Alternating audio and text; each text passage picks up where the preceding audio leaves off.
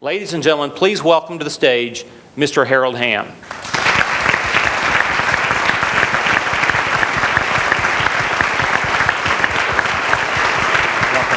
Yes, sir. Good evening, everyone. Thanks for that wonderful introduction. When I was asked to come speak here, I thought, wow, I'll get to talk to a lot of young, brilliant students and talk about leadership, my favorite subject. So it was kind of a no-brainer I could do this. So it's really good to be with you for a lot of reasons. So I really appreciate the opportunity. I made it a practice the last few years to talk to young people. And I call them paying it backwards. A lot of people say pay it forward. Well, a lot of people mentored to me and lit a fire that still with me today. So it works, and I hope that maybe I can do the same tonight for somebody. John talked about what's going on in energy today, and it's a wonderful thing that's happening out there. It really is, and nobody ever thought it possible. But it can happen. Big things can happen, and so you just have to have a lot of faith for the future going forward. My granddaughter's here with me tonight. She goes to school down the road here. Oh, you wave at her, and Rebecca. That extra treat here. So, Oklahoma Christian University's got a great tradition of people doing great things. As witnessed by all the wonderful people that I've met. That's been leaders in the community, across the nation, and across the world, and all the things you do, and not only here in Oklahoma City, but everywhere else. So when I look around at the people that's making all this possible, it's remarkable how many of them are Oklahoma Christian University graduates. It's tremendous. It's apparent that your mission for students to transform lives and also change the world is being accomplished right here on this campus. So I appreciate that. I admire Oklahoma Christian University as a community of higher learning and higher calling that's guided by about 6 core values when I got to thinking about it. Faith, scholarship, integrity, stewardship, liberty, and leadership to transform lives and change the world. You have to keep your principles intact. I want to talk about leadership. A lot of people think it's a thing. It's not. It's the only thing. But just what exactly is leadership? It isn't just an expression or an adjective or a thing. It's totally important in everything we do. Without it, we can't hire anyone. And we've got a lot of people that we have to hire at Continental. And a lot of those are here tonight. If you would, raise your hands for the leaders at Continental that are here. Come light it up here.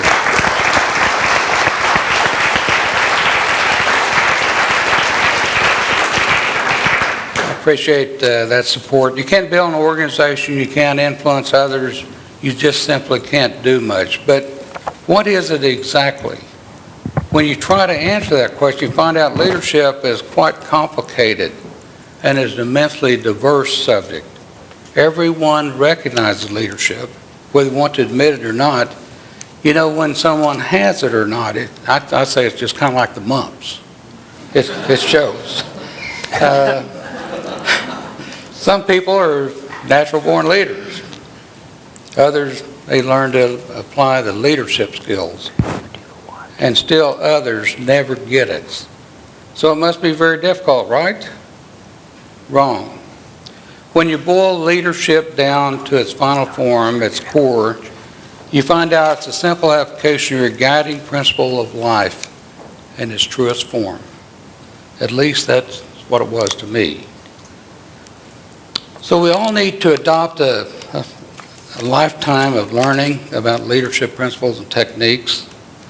And overall, our time on this subject is very small and very brief in comparison to our entire lifespan. So we have to make it all count as we go forward.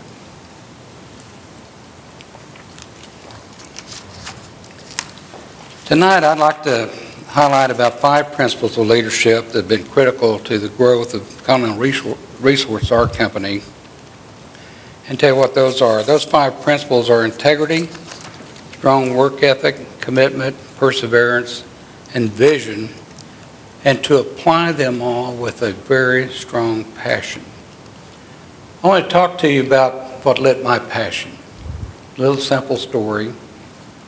I was working night and day, seemed like, in Enid, working 60 hours a week going to high school. And I came in one morning to homeroom class and found out that we had an assembly going on. So I go down to the auditorium, and there's a guy up there. He's got his jacket off, white shirt on, his sleeves are rolled up, and he's pedaling the potter's wheel on stage. And he's got a lump of clay, and he's kneading that lump of clay back and forth and talking about it, and he's slapping it like a baby. And anyway, he builds a vase and a beautiful vase and talks about how he loves art. That's what that's where his passion is. And watercolors, it doesn't matter. This guy was John Franks of Frankoma Pottery. And he said that each one of us would do a lot better in life if we knew what we really liked and would apply ourselves somehow in that fashion. Find out what we liked and develop the qualities around that. But where our passion was. So I got off and I got to thinking about that. And I'm working down there at Potter Oil Company, washing windshields and pumping gas and fixing flats, and I got to wondering, well, where's my passion at?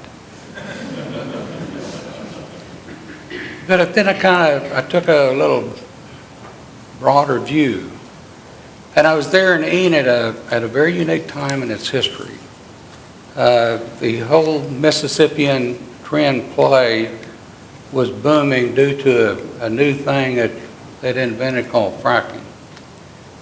And it was opening up a lot of oil fields in northwest Oklahoma. And these oil people, I'd never been around them. I come from a farm community. But they were just a little bit bigger than life.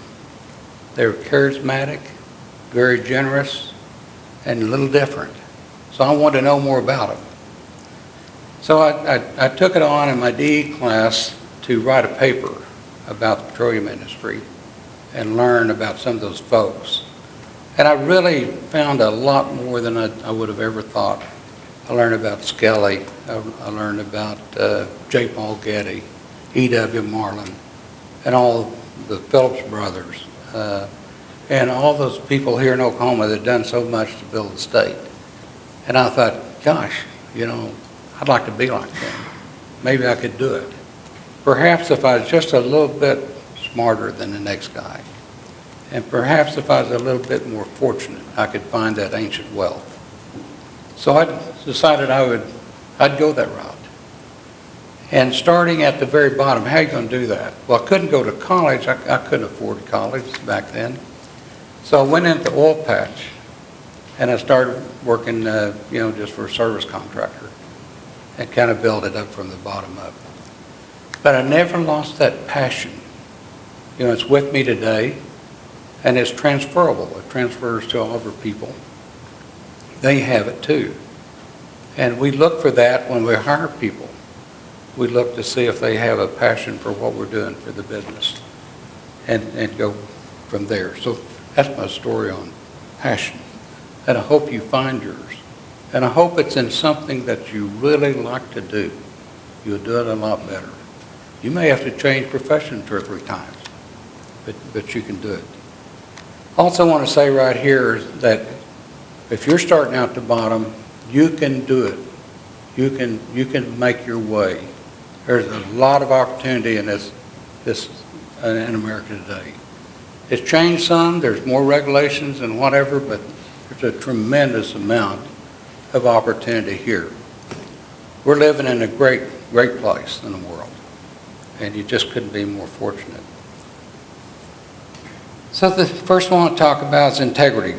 Starting out in the rough and tumble competitiveness of the tank truck business, that I was able to start out in the service side, Wasn't finding oil and gas. That ancient wealth's a long ways off yet.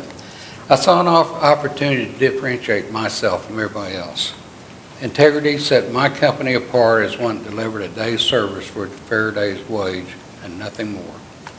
People believed in me. Strong work ethic. Starting out with that one truck oil field, the hardest test of leadership in my career came in 1971 when it's time for me to get out of that truck and let somebody else take my place. I thought I could just do that job better than anybody else. But I had to move aside and let somebody in. I had to get out of that truck and let go. I thought nobody else could do it, but they could.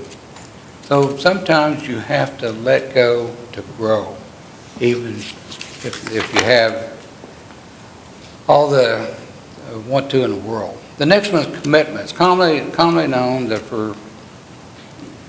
the reason Continental has grown to where we're at today is that we're committed. We're committed to finding large fields, and we've done that throughout North America here. But we're also committed to our people as a family. We're committed to our communities. We're committed to our state. We're committed to our nation. So we have a very strong commitment as all the way around. And perseverance. We found some really good things and, done real well, and you hear about it, the Bach and the Scoop and other plays, but it wasn't always that way. Sometimes you have a little dry spell, and we had one of those. We drilled 17 dry holes in a row. And that kind of go to your core, test your character a little bit. See if you got what it takes to stay around. But then we good fortune returned, and you get through it. So perseverance is something that it takes in business and life, period. It's not what comes your way, but how you handle it. And vision. I had an overriding vision, a vision of building a large company, an exploration-oriented company, and that vision dominated all my actions. And it does today, and we've got a lot of people that share that vision that are here tonight.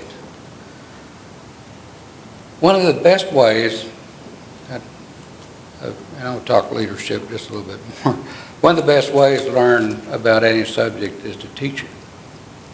As you start learning leadership, and I don't care what discipline you're in, what profession you've chosen, you need to know leadership.